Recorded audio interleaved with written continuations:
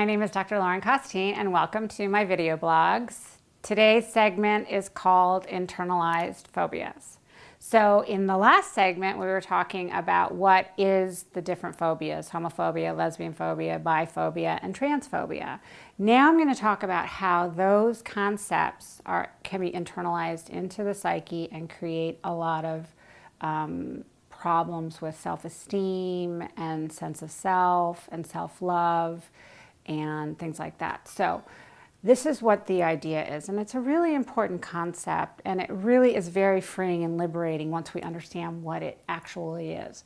The idea is society says that being gay or lesbian or bi or trans is not okay, or at best we're going to tolerate you. Now, I know that things are changing and getting a lot better, and the gay liberation movement and the marriage equality movement are taking great strides at this time. And it's an incredible time to be alive and to be an LGBT person, for sure. But this doesn't mean that there still isn't a lot of these institutionalized phobias out there in the world that most of us have grown up with. So what happens is those messages that we're not good enough, or we're not right, or we're not normal, or we're not what's to be expected in the world, or we're not heterosexual, basically, or we're not,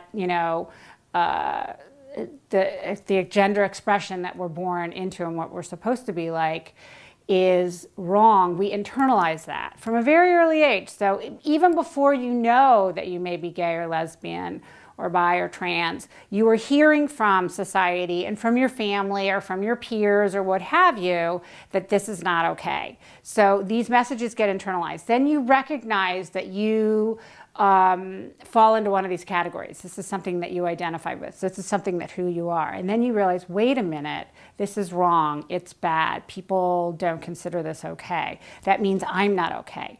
So it's very subtle though, okay? So it gets inside of the psyche and it hinders the ability to develop a solid and strong sense of self. It hinders self-love. It hinders things like feeling worthy, and it creates a lot of something that we call toxic shame.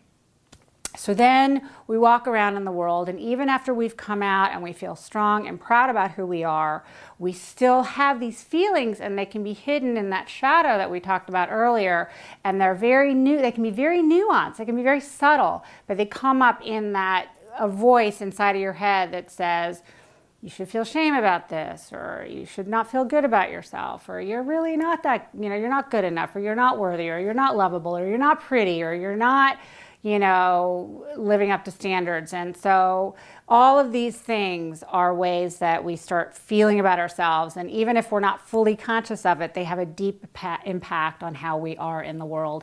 And they hinder and get in the way of feeling happy and joy and free.